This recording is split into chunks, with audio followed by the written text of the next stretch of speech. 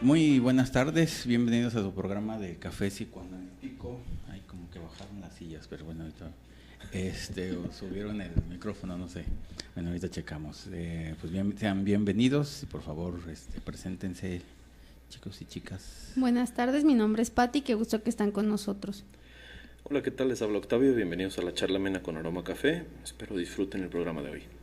Así es. Bueno, la semana pasada aquí llovió muy fuerte, está todo inundado, ¿verdad que sí? También aquí. Y bueno, por esa misma razón nadie pudo llegar aquí al café como tal. Y pues por eso no hubo programa, pues, pero bueno, también sabiendo de que ya se había prometido, pues entonces ahora lo vamos a tocar a Kember, pues, porque digamos sí es una teoría importante y explica muchas cosas, y por esa razón hoy lo vamos a ver. Ahora sí, ya llegamos, así que en un día soleado. Ahora sí, no hay lluvia ni nada, está todo tranquilito. Por ahí esto para los que preguntaron. Exactamente. En Facebook nos estuvieron todavía preguntando. esta Ale y Domingo siguen perdidos ahí, se los llevó la corriente y no sabemos dónde está todavía. ¿A dónde fueron a parar? Los andan se buscando. Nos preocupamos la vez pasada que se hubieran bajado y se los hubiera llevado la corriente. Se los llevó la corriente por bajarse. Domingo entonces, no es muy buen nadador, hay que decirlo. No es bueno, pero bueno, pues ahí andan, pues, nomás que hoy no pudieron venir. Andan coleccionando flores, ¿sabe qué dijeron? Pero bueno, hoy toca Kember, uno de los psicoanalistas importantes de la última década, de la media, cámbiala por esto, de la última parte del siglo XX. Él es vienés, digamos, pertenece a la escuela vienesa. Luego se fue a estudiar a Chile medicina y luego ya se formó como psicoanalista. Y bueno, digamos, actualmente está, creo que todavía vive, ya está viejito pues, pero allá sigue en Estados Unidos, pues es lo bueno. Y uno de sus temas importantes, digamos, o una de sus teorías importantes con Kember, es que trató, digamos, se estructuró la personalidad border o la estructura border, y gracias a él, digamos, se puede ya decir que es la cuarta estructura por esa sistematización que hizo teórica sobre los pacientes border, ¿no? Border, fronterizos o limítrofes. Es exactamente lo mismo. Muy bien. El problema de los border, porque digamos, no es un tema nuevo, digamos, sí, hubo la problemática de esta Helen Dusch, digamos, desde los tiempos de Freud en los 20 o en los 30, de que había pacientes que tenían síntomas psicóticos y síntomas neuróticos y perversos también, hay de todos. Entonces no se sabía si eran o se estructuraban como neurosis muy graves o psicosis muy leves, y bueno, siempre hubo el gran problema de que son, ¿no? Pero bueno, digamos, desde Kember y posteriormente André Green ya se pudo estructurar y definir bien lo que es el border. Entonces, digamos, el border es una nueva estructura que no es ni psicótico, ni neurótico, ni perverso. Pero tiene de los tres síntomas, digamos, tiene un yo, más sin embargo tiene todos los mecanismos de defensa de los tres grupos, y por esa razón es como tan difícil el diagnosticarlo y el tratarlo, por lo mismo también. Así que ese es, entonces el border es una persona o es una personalidad que tiene todos los mecanismos de defensa, los usa indiscriminadamente. No es como el psicótico que usa mecanismos de defensa primitivos o psicóticos y alucina y delira, ni es como el neurótico que tiene mecanismos de defensa neuróticos o más complejos y hace todos los síntomas que ya sabemos por la represión. Y bueno, entonces aquí estamos hablando de un nuevo paciente, de una nueva estructura que tiene todos esos mecanismos de defensa y todos los usa. Ese es el problema. Y que precisamente con Helen me parece que es cuando surge este término como sí, ¿no? Que era precisamente como si fuera neurótico, como si fuera psicótico, y que gracias a Kember él empieza a dar toda una estructura y una definición como tal, que también va a facilitar su clínica, ¿no? Porque de pronto ya va a dar como encuadres muy distintos a los que se maneja con pacientes neuróticos o con pacientes psicóticos, y que nos ayuda como a derrumbar ese concepto que se venía manejando, que era una estructura que oscilaba de sintomatología psicótica neurótica, y que lo dice, no es una estructura como tal, ¿no? Y como propia, y como dice el doctor, pues sería ya la cuarta, ¿no? Desde el psicoanálisis, y que bueno, toda su teoría de relaciones objetales también nos va a servir para entender qué es lo que le pasa precisamente a este tipo de pacientes. Incluso históricamente, digamos, ya lo hemos hablado también aquí en otros programas, teníamos el punto en el cual el border limítrofe fronterizo, o sea, como lo llamemos, que incluso desde aquí la complejidad, ¿no? Diferentes conceptos para lo mismo. Ojo, primero no se consideraba del todo una estructura, como decían, bueno, puede ser una oscilación, etcétera, pero también por un gran momento frente a esta complejidad del diagnóstico y también del tratamiento, se, digamos, parecía a lo que la psiquiatría tenía con la esquizofrenia, que en este caso, por ahí muchos autores nos dicen, era el cajón desastre, ¿no? No sabemos cuál es el diagnóstico que se pueda dar, pues es esquizofrénico. Ojo, eso con la psiquiatría. Acá con el psicoanálisis se tiene ese temor en un momento, porque entonces era, bueno, si tiene comportamiento de esto, pero no lo podemos estructurar directamente como un neurótico o de un psicótico o un perverso, pues bueno, que sea limítrofe, ¿no? Ojo, la complejidad de esta estructura ya no solo venía en digamos, punto los mecanismos de defensa, sino a saber por qué se activaban estos mecanismos de defensa, que también vamos a ver que la angustia con el, digamos, border es algo muy peculiar y que precisamente hace que se produzca esta entrecomillada oscilación, pero lo que es, digamos, más de su sintomatología. Entonces, bueno, con Kember, como ya lo decía el doctor, se da una sistematización de esto, quizás por ahorita empezaremos a nombrar algunos de los síntomas precisamente, y que él mismo propone, bueno, si aparecen más de dos de estos síntomas o dos o más, en este caso se puede hablar de una estructura border, ¿no? Cada síntoma a su vez lo va a ir desglosando y posteriormente, digamos, Green también va a hacer lo suyo, digamos, con esta misma estructura, ¿no? Pero así es como surge, digamos, esta cuarta estructura y bueno, ahora sí, algo que quizás una vez que vean todos los síntomas, pues resulte que existen más de los que conocemos, ¿no? Por ahí muchas ocasiones pareciera que nos centramos en estas tres, neurosis, psicosis y perversión, pero el border también abunda, ¿no? Alguna vez por ahí en clase, alguno de los chicos proponía esto y decía, oiga maestro, ¿no será que después haya una mayoría más, digamos, como ahora decimos de los neuróticos en la sociedad, después hay una mayoría de border? Bueno, si vamos viendo su causalidad, probablemente, no quizás una mayoría, quizás por otro lado sí, pero una gran presencia de esta estructura es lo que se avecina, ¿no? O lo que ya está en la actualidad. Está. Eso, digamos, ya sí, se tuvo que estructurar una nueva estructura o personalidades porque ya abundaban, ¿no? Digamos, es cierto que en los años 20, 30, 40 todavía no había tantos. Su boom es en los 60 y ya 70, 80 ya se fueron, digamos, subiendo, hasta que ya se hizo, digamos, tan popular como las otras, ¿no? Entonces, y es analizable el que sea en los 60, ¿no? Precisamente, digamos, en esta cuestión ambivalente de la sociedad, que precisamente va a dar una ambivalencia dentro de esta propia estructura, ¿no? Entonces, es curioso también, digamos, las épocas a nivel social, a nivel mundial, cómo es que también se reflejan en la estructura, digamos, de cada sujeto, ¿no? Así como cada sujeto refleja la estructura social, pues bueno, tendríamos que hablar de la problemática, por ejemplo, de este surgimiento, ¿no? Sí, claro, digamos, aquí el problema con los border, o inician los border después de los 60 por esta ambigüedad de la ley, ¿no? Digamos, y más de la ley, y con referencia mucho a los padres, pues el movimiento hippie tiene mucho que ver con que ya se desobedecía a los padres, a diferencia de otras épocas, pero ahí ya se ponía en duda, ¿no? Entonces los padres empiezan a ser, digamos, o muy tiránicos o muy blandengues, les da el sentimiento de culpa y a veces les ganaba y todo, seguían siendo sus hijos, ¿no? Pero el problema fue los hippies cuando se hicieron padres no podían ser igual que los malos papás que tuvieron, así y se van hasta el otro extremo, tiránicos, y se vuelven demasiado débiles, ¿no? Entonces, o permisivos y todo. Entonces, lo permisivo quiere decir que las reglas están ambiguas, los límites son muy difusos y confusos, y eso hace que la persona y el niño, bueno, primero el niño y luego la persona como tal, no sepa hasta dónde es, ¿no? Digamos, lo bueno, lo malo, lo correcto, lo incorrecto, el sí y el no, y empieza, digamos, ese como sí, ahora sí, ya es en todos lados, ¿no?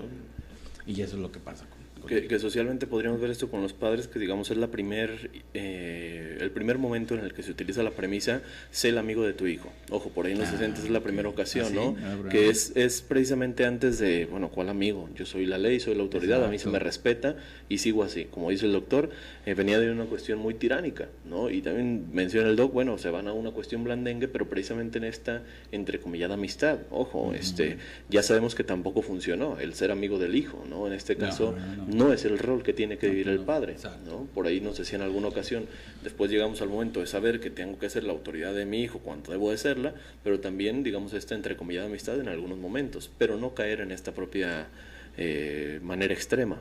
Que la pregunta es, ¿y ahora cómo? ¿No? Digo, si en ese ahora cómo, pues todavía no está la respuesta correcta de cómo me equilibro. Exacto. Digo, ya no pueden ser, ahora sí digamos, como los abuelos, así como decían que ni se les podía ver a los ojos tampoco, pero ni tampoco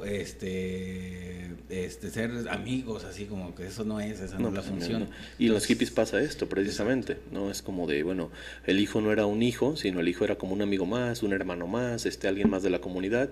Incluso estas grandes comunidades, digamos, no solo se quedan en los hippies, sino que empiezan a impactar a la sociedad, que es, bueno, precisamente venimos de una cuestión muy tiránica, muy rígida, como decía el Dog, ni a los ojos se podía mirar, ¿no? No me contradigas, cállate, etcétera, salte de la habitación si están hablando los adultos. Después se le da una presencia de, no, que sepa, mira que esté aquí, mira que tal cosa, pero entonces la figura del padre no se constituye, sí, ¿no? Se pierde. Y bueno, con los síntomas, bueno, y es lo que pasó eso, por eso ya abundan más border. Los síntomas, digamos aquí desde Kember, él va a estructurarlos, pues, a enumerarlos, y dice que primero tienen una ansiedad difusa, flotante y crónica, ¿no? Así, como tal. Digamos, aquí en las ansiedades tienen también una ansiedad psicótica, digamos, eso es lo que a veces saca de onda, porque digamos, es una personalidad, digo, una persona con trabajo y todo, el hijo es todo, pero tiene, digamos, muy estructurado, pero con ansiedades psicóticas, digamos, oye, que algo pasa, ¿no? Entonces puede ser angustia psicótica, perversa y neurótica, pero tu característica es esa, difusa, flotante, que está siempre presente, no sabe a qué le tiene miedo, y crónica, de que ya es de muchos años que la tiene. Tiene también, digamos, una neurosis polisintomática, o sea, hace que puede tener síntomas fóbicos, obsesivos, histéricos, bueno, y aquí lo pone también como hipocondríacos, que sería más psicóticos, ¿no? En ese sentido. Que ahí está la parte neurótica, la parte psicótica, y también, digamos, tiene tendencias sexuales polimorfas, caóticas y múltiples, y esa es la parte perversa de él, ¿no? Digamos que también a nivel de la sexualidad sufre mucho el border porque se va más o tiende más a una sexualidad perversa que neurótica. Que incluso nos marca la pauta que, digamos, por ahí quedarían excluidas las perversiones sexuales que son estables, ¿no? Porque incluso dentro de la perversión sexual, ya lo habíamos mencionado alguna vez, digamos, la diferencia con el perverso es que, por ejemplo, el perverso fetichista se queda con eso porque eso le ocasiona el goce y ahí se puede quedar durante toda su vida. Que ese es uno de los diagnósticos diferenciales, cómo distinguir una perversión de veras con una perversión ocasional, ahí, que digamos, la perversión de veras siempre es estable, la misma, nunca cambia. Y cuando la perversión cambia, quiere decir que puede ser border o puede ser neurótica y con una crisis perversona, pero bueno, hay que investigarlo. Pero esa es la gran diferencia, ¿no? Dice aquí, tiene estructuras de personalidad tipo esquizoide, paranoide, ciclotímico, hipomaníaco, ¿no? También está la parte de los maníaca. Cambios de humor. También así difíciles, pues. Y bueno, al último dice que tiene desórdenes caracteriológicos de nivel inferior. Digamos, este nivel inferior lo va a dividir en tres, pues, digamos, grupos de, digamos, una tendencia, lo voy a poner así, como tendencia neurótica, tendencia narcisista y tendencia psicótica. Bueno, el primer nivel, que sería, digamos, un border con tendencia neurótica, aquí estamos hablando de una presencia de relaciones objetales estables, digamos, eso está bien. El paciente siente preocupación y culpa, que también es algo bueno, pero tiene un super yo sádico y punitivo, ¿no? Y también usa excesivamente la represión. Entonces, bueno, esas son como sus características de un border tipo neurótico. Bueno, se perturba al contacto, tiene muchos impulsos o acting sexuales. Y digamos, estarían incluidos precisamente los síntomas histéricos, obsesivos compulsivos y también episodios más depresivos, ¿no? Exacto, también. Y también tiene, digamos, el conflicto edípico lo tiene muy presente, ¿no? También por eso sufre mucho. Exacto. Luego viene el nivel intermedio, que sería el border tipo narcisista, que aquí, digamos, sus relaciones objetales son estables, pero hay ambivalencia y conflicto con las personas. Tiene un super yo, digamos, un medio super yo, porque, digamos, a veces funciona y a veces no funciona. Entonces, pues también ahí le va a sufrir a nivel de por lo mismo, y por lo tanto también va a tener una culpa muy disminuida, ¿no? Sus mecanismos de defensa son, digamos, de los muy primitivos, de los psicóticos, con proyección y formaciones reactivas, pero también tiene una tendencia paranoide, pues digamos, más que nada aparece el delirio de persecución muy presente. Son personalidades también sadomasoquistas a nivel cotidiano y de lo sexual, también son medio infantiles y bueno, infantiles y también con tendencias perversas a nivel de lo sexual, ¿no? También tienen eso. Y el peor de todos, pues, que sería el border tipo psicótico, inferior, que sería el inferior, así, pues, sí, son de más difícil, los más difíciles. Y que por lo regular a terapia llegan estos exactamente con ese inferior. Para aprender más. Pues ni modo, pues hay que entrarle. Tiene problemas a nivel de sus relaciones objetales, que son muy desintegradas, muy pobres. Si perciba sus objetos, están totalmente escindidos como o totalmente buenos o totalmente malos, ¿no? Hay personas totalmente buenas y totalmente malas, igual en su familia, digamos, el papá es como bueno, pero la mamá es totalmente mala, ¿no? Entonces, desde ahí. Sus mecanismos de defensa son primitivos, está la escisión, la identificación proyectiva. La idealización, la omnipotencia. Y eso, exactamente. Y, digamos, mantiene separados los objetos malos, así como si estuviera en la posición esquizoparanoide de Klein como tal. Hay una gran ansiedad y hay una gran depresión, que también el border, así como, digamos, el neurótico se defiende del Edipo y la psicosis de la desintegración yoica, el border se va a defender de la depresión, es a lo que le huyen. Entonces también se va a hacer una huida de la depresión constante. Que por eso también tiene mecanismos de pronto tan maníacos, como si fueran estos cambios de humor, por ejemplo, como la ciclotimia, que es esta oscilación entre la hipomanía y la depresión, con la finalidad siempre de defenderse de esos estados depresivos que son más largos y más profundos que en otras estructuras, porque tampoco tiene ni el yo tan constituido para poder sortearla, ni tiene mecanismos tampoco tan adaptativos como los podría hacer un neurótico, por ejemplo. Absolutamente, sí. Y bueno, también este último grupo tiene una pérdida de la realidad, del sentido de realidad muy grande, y obvio está una difusión total de los límites del yo y del exterior. Entonces, pues bueno. Por ahí el doc menciona una pauta que también nos podría dar explicación, digamos, al origen, así como ahorita lo abordamos social, digamos acá desde el punto familiar, ¿no? Nos menciona, por decir algunos autores lo mencionan desde una cuestión más coloquial, visión en blanco y negro, ¿no? O es bueno o es malo, la persona es buena o es mala, y que precisamente caen en este juego radical, ¿no? Digamos, puede tener, por ejemplo, la amistad con alguien, de repente viene la imperfección, el fallo, etcétera, como él lo considere, y entonces cambia hasta el otro aspecto, ¿no? ¿Qué sucede esto? El origen en muchas ocasiones viene desde la propia familia, que por ahí el doctor lo mencionaba, ojo, un padre la va a acabar haciendo del bueno y el otro lo va a hacer del malo, ¿no? En este caso el padre y la madre. ¿Qué es lo que sucede también con esto? Que bueno, precisamente estas vivencias se empiezan a formular de esa manera, ¿no? Digamos, tanto el discurso de los padres sustenta esto, por ejemplo, viendo las imperfecciones de su pareja, y tanto en este caso, digamos, las acciones empiezan a profesar precisamente eso.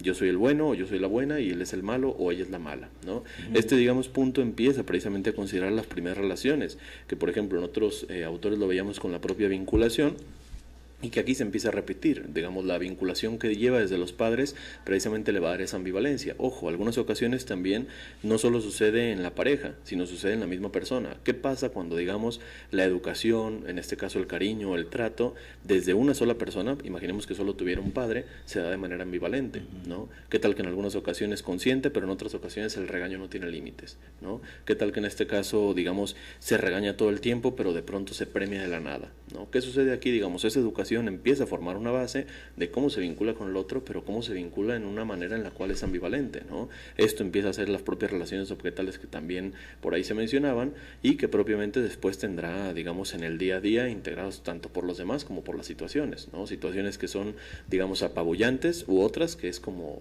pues digamos, un estado, vamos a ponerlo, completamente normal para él.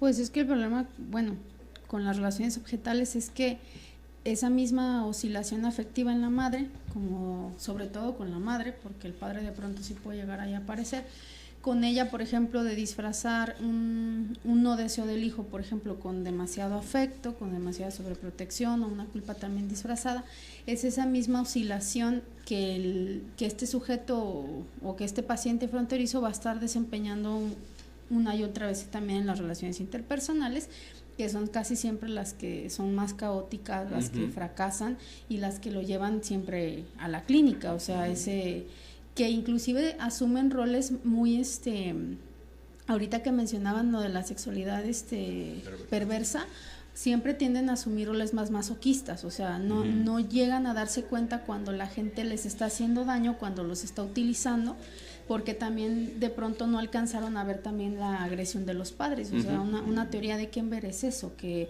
hay tanta agresión de los padres hacia el niño que no la alcanza a proyectar afuera y entonces tiene que internalizarla de manera muy pobre, ¿no? Y después sacudirse de alguna forma con ciertas conductas, como por ejemplo también las automutilaciones, ¿no? Que es un síntoma que de pronto van a empezar a desencadenar como esta teoría de sacudirse la pulsión de muerte de la madre con estas cortadas y todas estas conductas agresivas que pueden llegar a manifestar, ¿no? Bueno, también Kenber hace unas caracteriopatías fronterizas, o sea, si quiere decir que puede haber unas crisis border, por decirlo así, en cualquiera de las otras estructuras, pues, y manifiesta que son 3, o puede ser como derivaciones de también, ¿no? Que son la personalidad infantil, la personalidad narcisista y las estructuras o personalidades depresivo-masoquistas. La primera, que es la personalidad infantil, digamos, estamos hablando, no deja de ser una crisis border, pues, y estamos hablando de personas y de adultos, digo, con una labilidad emocional difusa, generalizada, que tienen, digamos, comportamientos inadecuados o burdos, y tienen una gran dependencia hacia las otras personas, ¿no? Son personas poco sexualizadas, frías, cambiantes, y expresando alternadamente sentimientos positivos y negativos, así se van al amor, al odio constantemente, ¿no? Entonces, me imagino yo que sí han de conocer a varios tipos así de... Ya vienen a la mente, ¿no? Y que se cinde también, o sea, un objeto al que totalmente aman, un objeto al que totalmente odian, el bueno que lo están idealizando y de pronto la devaloración que va a venir para el malo, y que entonces es ese ciclo del que no se puede desenfrascar, ¿no? Ajá. El siguiente, que es las personalidades narcisistas, que bueno, así como tal, como lo dice, tienen una imagen de sí muy grandiosa, pero su vida emocional carece de profundidad, nomás hablan de cosas bonitas y bellas y de amor, pero pues nomás no se les ve por dónde, no lo saben describir.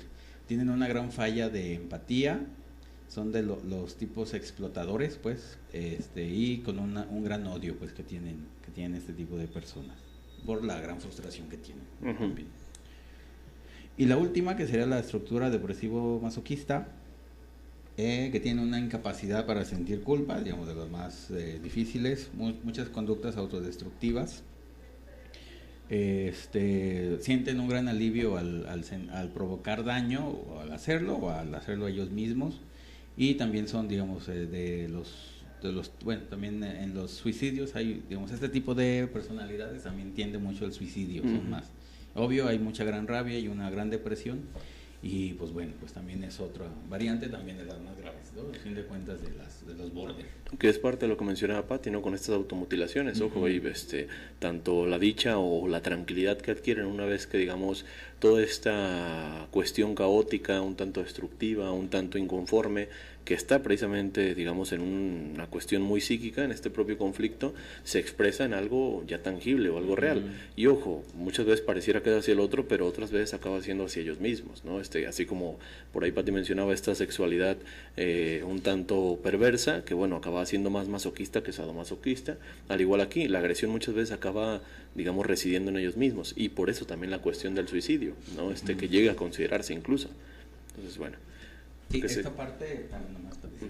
esta parte del suicidio, digamos, ¿por qué las personas se tenderían a suicidar? Porque piensan que algo malo está dentro de ellos, ¿no? Entonces, digamos, matando lo malo ¿Cómo de terminó ellos, todo? descansan, ¿no? Digamos también, pero el problema es que como está dentro de ellos, pues si se matan ellos, si matan la parte mala de ellos, pues también se matan a ellos mismos y pues ya no sobreviven, ¿no? Guadalupe de Jalapa, saludos, Guadalupe. Saludos, Guadalupe. Delia también nos manda saludos. Saludos, Delia. Saludos, Delia. Esteban también nos manda saludos. Y Saludos Jorge, también. Y Jorge también a Jorge. también. Saludos. Dice aquí Fer, ¿qué otros autores han colaborado al estudio de los Border? Saludos. Bueno, sí, de los más importantes sería Kember y Green, que digamos, se estructuran al Border como tal, como una estructura, le da todas las características a nivel de mecanismos de defensa, de síntomas y todo. Pero hay otros muchos más autores que digamos no llegan a estructurarlo tan completo, sino que dan así como esbozos, esbozos o nuevas cosas, pues, bueno, desde Helen Dush hasta Jacques André, digamos, hay muchos, pues, digamos, hay pues inclusive aportan. Freud, sin darse también cuenta, cuando realiza el texto de la escisión del yo, ya empezaba él a elaborar un mecanismo básico. Sí, lo que mencionaba Pati también es importante, que al principio en un punto se consideraba una oscilación, ¿no? Incluso decía como una estructura que oscila. Ojo, ya se le empezaba a dar la partitura de estructura, pero como no había tanta sintomatología o estructura dentro de la explicación o el diagnóstico y el tratamiento, pues no acaba de considerarse del todo, ¿no? Pero sí, los dos principales, si pudiéramos decir nada más dos, pues serían Kemberg y André Green. La propia Klein también, igual sin tratar como de estructurarlo como tal o darle el nombre, pero desarrolla como toda la situación de los mecanismos de defensa de lo que será el border. También Fairbairn también hace varias aportaciones a la a la teoría de los border, pues así. Sí hay más. Sí hay bastantes. Creo que no, la última prueba. Sí. Mali y Jorge, saludotes. Saludamos, Mali y Jorge. Que tengan buena tarde, pues ustedes también y todos, y cada uno de ustedes. Pues les recordamos por ahí, antes de continuar con el tema, que entren precisamente a la página de Facebook, ya saben, es Café Psicoanalítico Radio, también en YouTube, que ya también estamos subiendo por ahí a esa nueva plataforma los programas. Cada lunes tienen una nueva transmisión, el lunes en la noche ya lo oficializamos, entonces los lunes en la noche tienen por ahí su dosis de café para iniciar la semana, y los jueves aquí en Radio Morir o Medios RM en vivo. Entonces, para que nos sigan escuchando, comenten, suscríbanse también al canal para que estén enterados de cuando subimos los videos. Por ahí ya pronto tendremos más actividad en otros días de la semana, entonces que se queden al pendiente. También la oferta académica, que por ahí ya está lanzada, al menos por ahí 2 especialidades. La especialidad en 3, y la de domingo también ya se lanzó. A ver qué es la especialidad en está la de medicina psicosomática psicoanalítica, que inicia a principios de septiembre. Luego también está la de psicoanálisis de pareja y familia y de la pareja, que inicia a mediados de agosto, ¿verdad? El 13 de agosto, si mal no recuerdo. A mediados. Y la de pues la psicopatología social y psicoanálisis criminal, esa inicia el 14 de agosto. Entonces, bueno, la oferta ya está ahí. La mejor indicación quizás para que chequen cualquiera de los 3 va a ser precisamente que entren a la página del café. Por ahí tenemos los links a cada una de las páginas de estos institutos, y que bueno, todo esto es parte de la Asociación Mexicana de Salud Psíquica, también parte de aquí del equipo que realiza Café Psicoanalítico. Entonces, si quieren continuar la charla, como siempre les decimos en el aula, son completamente bienvenidos. Tenemos ambas modalidades en todas las especialidades, tanto la de medicina psicosomática y psicoanalítica, como la de pareja y familia, y como esta de psicopatología social y psicoanálisis criminal. Tenemos modalidad tanto presencial, que lo realizamos aquí en algunos días de la semana en las instalaciones de la asociación, pero también tenemos la modalidad en línea para todas las personas que tanto por horarios como por distancia no pueden acudir, pues bueno, que también se comuniquen. Entonces, sean bienvenidos a todas y cada una de ellas, y bueno, ya nos encontraríamos en el aula. Así es, tanto para alumnos nacionales como internacionales. También tenemos experiencia en América Latina. Exactamente, y en el mundo. Muy bien. ¿Qué les iba a decir? Kember, espérame, ahí voy. Sí, otro autor también que aporta es Winnicott, también aporta algo de Borders. Entonces también. Bueno, algo que hay que hacer a nivel de la terapia. Bueno, ¿cómo distinguir un paciente Border en terapia? es por su discurso. Su discurso es muy agresivo, el del paciente border. Entonces, digamos, tanto, bueno, en la vida cotidiana, pues, pero más se va a notar en el consultorio, de que su discurso es muy agresivo, tanto, digamos, para él, para los otros y para el propio terapeuta lo va a atacar mucho, ¿no? Digamos, algo muy típico de que son los únicos que atacan directamente al analista, al terapeuta, y pues bueno, pues hay que aguantar vara mientras le bajamos la angustia psicótica que tiene, ¿no? Sí, que le iba a decir que precisamente hay otros autores, como ahorita todos estos que mencionábamos, que de manera más contemporánea nos decían, bueno, ya no solo era lo que veíamos de mecanismos de defensa de cualquier otra de las estructuras, sino que precisamente un rasgo que algunos en un inicio confundían como la propia perversión, era la perversión que se hacía presente en el discurso. Y que en este caso era un discurso, digamos, que llegaba a ser tanto muy grotesco, muy salvaje, o que atacaba de manera que incluso, ojo, lo importante aquí es que muchas veces ni el paciente o en este caso el sujeto se daba cuenta, que era algo muy curioso, por decir, como esta agresión que también quedaba desde una manera un tanto pasiva, que muchas veces reflejaban hacia sí mismos, ojo, así como muchas veces el sujeto no se daba cuenta en qué punto ya estaba todo cortado, por ejemplo en esta automutilación, o en qué punto había llegado a un punto tan radical en una relación, ojo, tampoco se daba cuenta de cómo llegaba a contestar hacia el otro, de cómo llegaba a expresarse del otro, y que en este caso la agresión, pues ojo, pareciera que es algo parte de su discurso en todo momento, y como dice el doctor, por supuesto que se va a incrementar una vez en terapia, ¿no? Ahí es donde el analista toma un papel radical y donde ahora sí el ataque viene completo. Y que es una de las mayores problemáticas que pasa con este tipo de pacientes que tienen una pobre capacidad de insight, y que cuando logran los insights son de manera defensiva, porque es como para no darse cuenta precisamente de lo que se les dijo en la sesión anterior, y entonces olvidan todo de manera muy muy veloz. También llega a pasar que de pronto mejoran muy abruptamente, muy rápido, y entonces es con la finalidad de abandonar el análisis, porque es como si ya estoy muy bien, empiezan a tener problemas también con la toma de medicamentos. Entonces ese es como uno de los mayores problemas, que es no tienen esta capacidad de recordar, sobre todo porque recordar angustia. Entonces es como siempre estar evitando sobre todo las cuestiones de los insights, ¿no? Este insight defensivo lo pronuncian también otros autores, por ahí si mal no recuerdo, Green también en algunos de sus textos profundiza un poquito más, y precisamente nos habla de esto, en el cual pareciera que su propia angustia, su propia falta, su propia, digamos, ansiedad no es detectable o no es ligable con algo, ¿no? Como decíamos, está presente por un periodo que pareciera ya crónico, ¿no? Así como esa depresión que se defienden.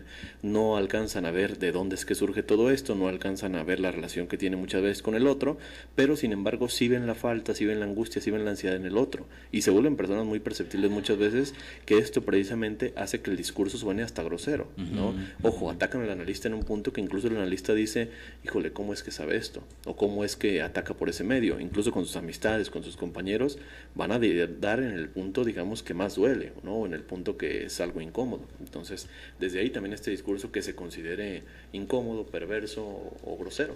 Sí. Bueno, Carlos Rojas de Irapuato nos saluda por Twitter, así que pues saludos también por Twitter. Saludos, Carlos. También por Twitter nos manda saludos el padre Sergio de España, fíjense nomás, así que saludos. Otra característica que tiene el border son los acting out.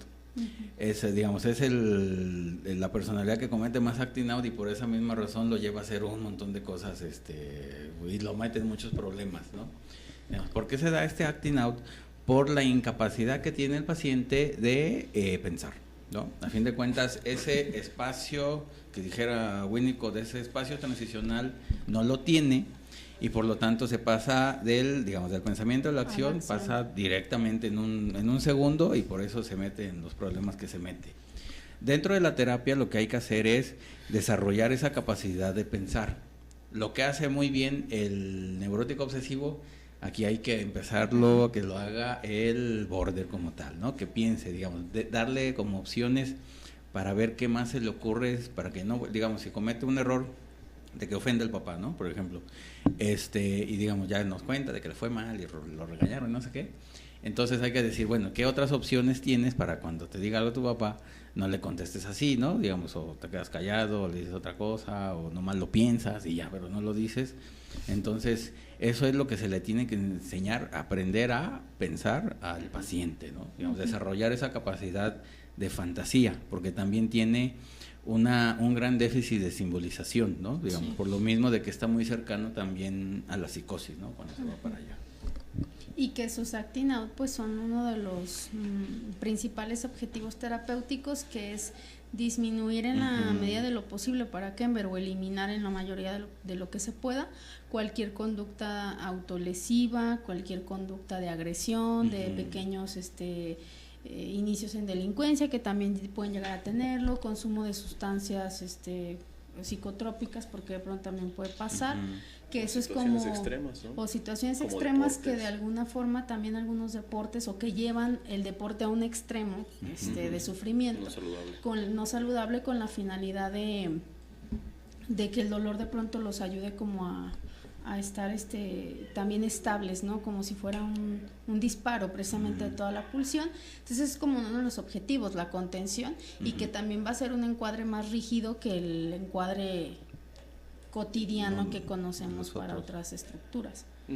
Eso es cierto. Al analista, digamos, la figura del analista para el paciente border va a ser una persona amenazadora y violenta, digamos, para él, ¿no? Por esa razón le va a producir mucho miedo y mucha rabia, porque lo va a ver también, digamos, como un ideal, pero también como un rival. Entonces esas dos figuras se van a ir intercalando, y pues obvio está, eso produce un gran problema para él, y obvio está para el terapeuta, porque tiene que lidiar con las dos transferencias, tanto la hostil como la amorosa, muy rápidamente, ¿no? Digamos, de una sesión a otra aparece el miedo, luego el odio, luego el amor, y luego todo así bonito y bello, dice, ay, por fin ya la hice, y la siguiente sesión aparece totalmente así, por ningún lado, ¿no? Entonces, esto es porque obvio está, digamos, su yo es muy frágil, pues, porque es amenazado constantemente por las ansiedades psicóticas, y eso lo destruye.